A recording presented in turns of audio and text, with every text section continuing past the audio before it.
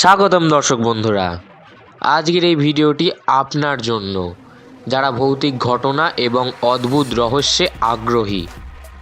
আজকের আলোচনার বিষয় বাংলাদেশের সবচেয়ে ভুতুড়ে স্থান ও ভৌতিক ঘটনা।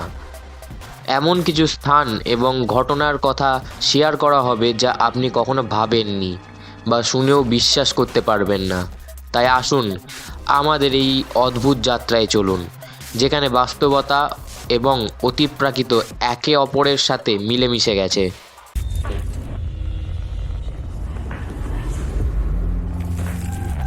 There are things in this world that we will never fully understand. We want answers. Breaking proof of the... I can't give you an explanation. This is our evidence.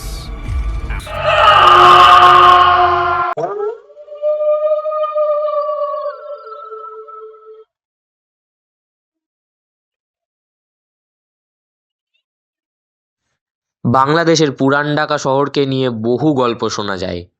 এই শহরটি শতাব্দী প্রাচীন। এখানকার বিভিন্ন রাস্তাঘাট, পুরনো বাড়ি এবং ভবনগুলো একসময়ের অন্ধকার ইতিহাসের সাক্ষী। বিশেষ করে বাংলা বাজার এবং সদরঘাট এলাকার কথা বললে এখানকার অনেক বাড়িতেই রহস্যজনক ঘটনার সাক্ষী হিসেবে দাঁড়িয়ে আছে একাধিক পরিবার।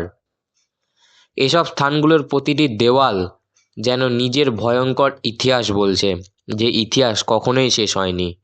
একটি ভুতুড়ে গল্প যা পুরান ঢাকার ভুতুড়ে হোটেল নগরী হোটেল থেকে উঠে আসে।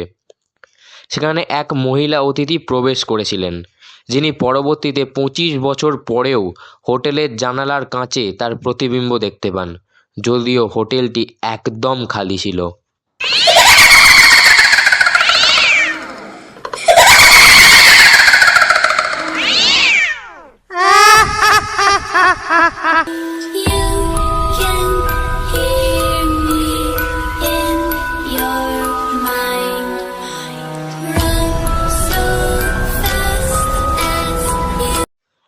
বাংলাদেশের সিলেট জেলার বালাগঞ্জের রাজবাড়ির কথা অনেকেই জানেন।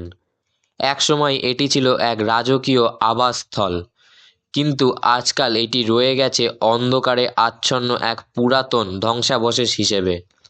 স্থানীয় লোকেরা বলে রাজবাড়ির ভেতর একটি অদ্ভুত শীতল বাতাস বইতে থাকে এবং রাতের অন্ধকারে কখনো কখনো একজন পুরনো রাজপুত্রের আত্মা দেখা যায়। একটি গল্পের মতে রাজবাড়ির এক রাজকুমারী এক রাতে রহস্যজনকভাবে হারিয়ে যান। এরপর তার আত্মা রাজবাড়ির ভিতর ঘুরে বেড়াতে থাকে। মাঝে মধ্যে পুরনো ঘণ্টার শব্দ শোনা যায়। যারা সেখানে রাত কাটিয়েছেন তারা বলেছেন রাতের গভীরে কখনো কখনো তারা কিছু অদ্ভুত ঠান্ডা অনুভব করেছেন, আর বাতাসে একটা ভয়ানক গন্ধ ছড়িয়ে পড়ে।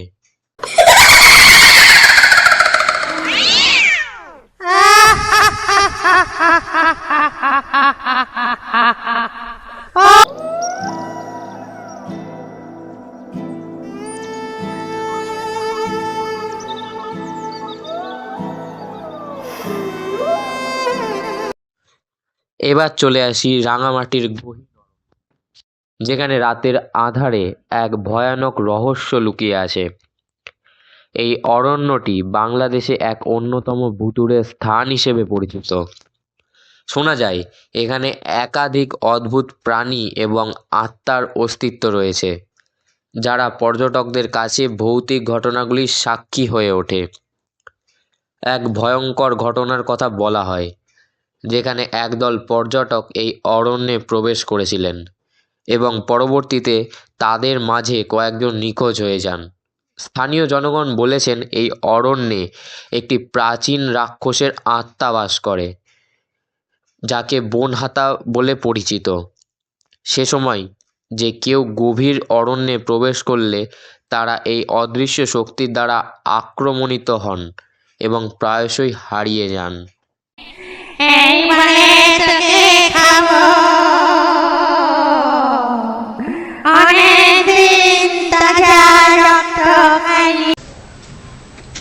কি এখানে কি শব্দ শুনলাম না?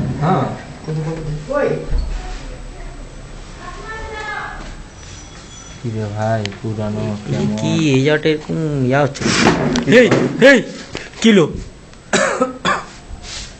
এই তুই নাকি এই শালা। এবার আসুন কুমিল্লার একটি রহস্যময় স্কুলের কথা শোনা যাক, যেটি রীতিমতো ভুতুড়ে স্কুল হিসেবে পরিচিত। এই বিদ্যালয়ের অনেক শিক্ষার্থী এবং শিক্ষক জানিয়েছেন তারা ক্লাসরুমে অদৃশ্য শক্তির উপস্থিতি অনুভব করেছেন। বিশেষ করে স্কুলের পুরনো ভবনে এক ধরনের অস্বাভাবিক ঠান্ডা এবং অদ্ভুত আওয়াজ শোনা যায়। একটি ঘটনার বিবরণ দিয়ে বলা হয়েছে, এক শিক্ষক একদিন ক্লাসে বসে কাজ করছিলেন এবং হঠাৎ তিনি দেখতে পান একটি ছোট্ট শিশু তার পাশে দাঁড়িয়ে আছে। কিন্তু অবাক হওয়ার ব্যাপার হলো শিশুটি ছিল না, সে ছিল শুধু একটি ছায়া। এই ঘটনা শুনে আতঙ্কিত হয়ে শিক্ষক তখন বাইরে চলে যান। পরবর্তীতে তিনি স্কুলের ইতিহাস জানার চেষ্টা করলে জানতে পারেন যে সেখানে এক সময় একটি শিশুর মৃত্যু হয়েছিল এবং তার আত্মা বিদ্যালয়ে ঘুরে বেড়ায়।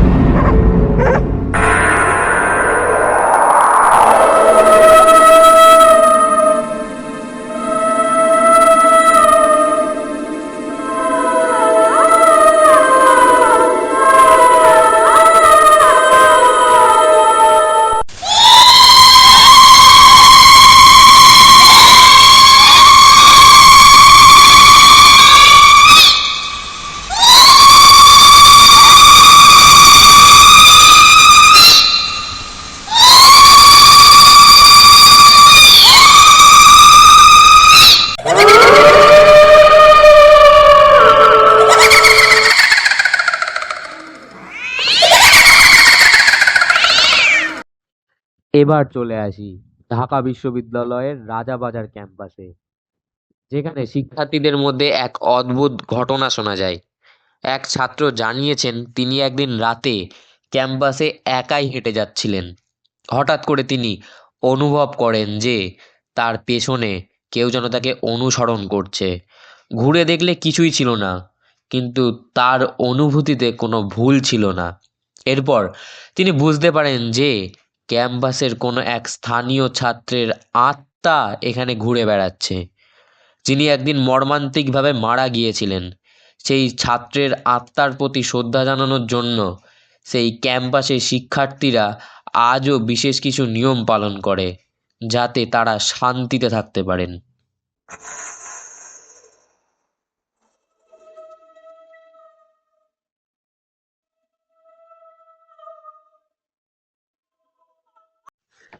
বাংলাদেশের অদ্ভুত এবং ভৌতিক স্থানগুলো সম্পর্কে এই কিছু গল্প ছিল, কিন্তু আসলে এমন আরও অনেক রহস্যজনক ঘটনা আমাদের আশেপাশে ঘটে। এই ভিডিওটি যদি আপনাদের ভালো লেগে থাকে তবে দয়া করে সাবস্ক্রাইব করুন এবং কমেন্টে জানাবেন কোন ভৌতিক গল্পটি আপনাদের সবচেয়ে ভয়ঙ্কর মনে হয়েছে। আমরা পরবর্তী ভিডিওতে আবার ফিরে আসব আরও কিছু অদ্ভুত ঘটনা নিয়ে। সে পর্যন্ত সতর্ক থাকুন এবং অতিপ্রাকৃত জগতের সাথে যোগাযোগ করতে সাবধানে থাকুন। ধন্যবাদ এবং ভয়ের মধ্যে শান্তি খুঁজে পান।